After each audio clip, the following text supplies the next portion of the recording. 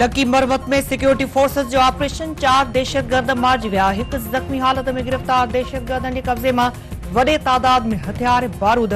पाक फौज के तर्जुमान जो चवण है दहशतगर्दनि के खात्मे लाइ कार्रवाई जारी रहंदियूं।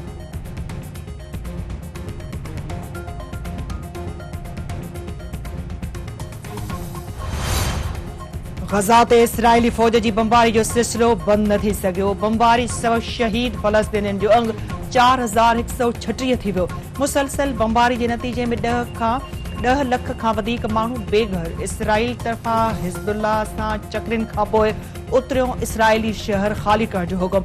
यहूदी फौज जे हमलनि सबब अस्पतालूं, मस्जिदूं, चर्च भी गैर महफूज़ इंसानी इमदाद जे वाइदे बावजूद रफ़ा क्रॉसिंग बहाल न थी सघे। हमास जंगबंदी जे बदिले यरगुमालियुनि खे आज़ाद करण जी आछ करे छॾी। अॻूणो वज़ीर आज़म नवाज़ शरीफ़ सऊदी अरब मां सुभाणे लाहौर पहुचंदो। मुस्लिम लीग नून तरफ़ा लाहौर में मीनार पाकिस्तान ते जलसे जूं तैयारियूं मुकमल, पिंडाल तैयार। बशीर मेमण जी क़यादत में कराची मां ख़ासि train Lahore रवाने।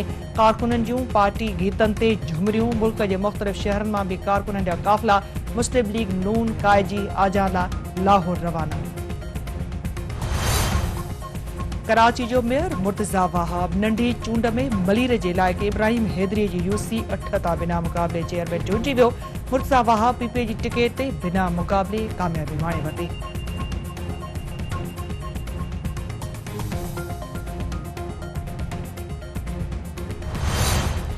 Sindh high court वक्ती चीफ जस्टिस इरफान सादा के सुप्रीम कोर्ट जो जज मुक़रर करण जी सिफारिश। जुडिशियल कमीशन इरफान सादा जो नालो मंजूरी लाइ जजनि जी मुक़ररी बाबति पार्लियामानी कमेटी हवाले करे छॾियो।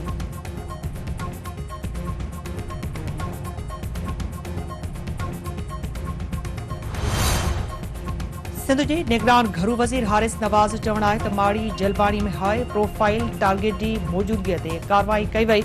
बेगुनाह ॻोठाणा मारिजी वञण ते वारसनि जी माली मदद कई आहे।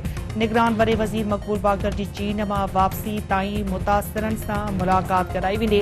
पहिरीं नवंबर खां पोइ गैर कानूनी परडेन खे संदन मुल्क वापसि मोकिलियो वेंदो। दुनिया जे कंहिं बि मुल्क में कंहिंखे गैर कानूनी तौरु आबाद थियण जी इजाज़त नाहे।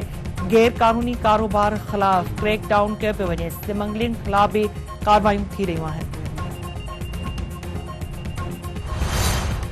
रानीपुर जी हवेली में क़त्ल थियल नीगरी फातिमा फरड़ो केस में फयाज़ शाह जी ज़मानत जी दरख़्वास्त ते फ़ैसिलो महफ़ूज़। दहशतगर्दी टोड़ अदालत तरफ़ां महफ़ूज़ कयल फ़ैसिलो 23 अक्टूबर ते ॿुधायो वेंदो।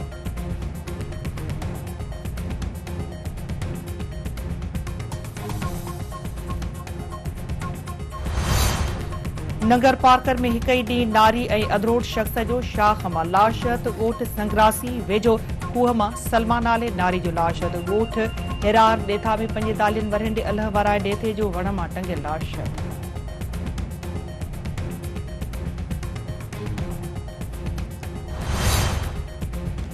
क्रिकेट वर्ल्ड कप जी मैच में ऑस्ट्रेलिया ख़िलाफ़ 368 रन्सनि जो टारगेट हासिल करण लाइ पाकिस्तान जी बैटिंग ओपनर अब्दुल्ला शफीक ऐं इमाम उल हक जो 50 कैंगरूज़ बैटरन पाकिस्तानी बॉलर्स खे धोई छॾियो। चौकनि ऐं छकनि जी बरसात। डेविड वार्नर ऐं शान मार्श जूं शानदार सेंचुरियूं। फास्ट बॉलर शाहीन शाह अफरीदी जूं 5 विकेटूं। हारिस रऊफ़ जा 3 शिकार।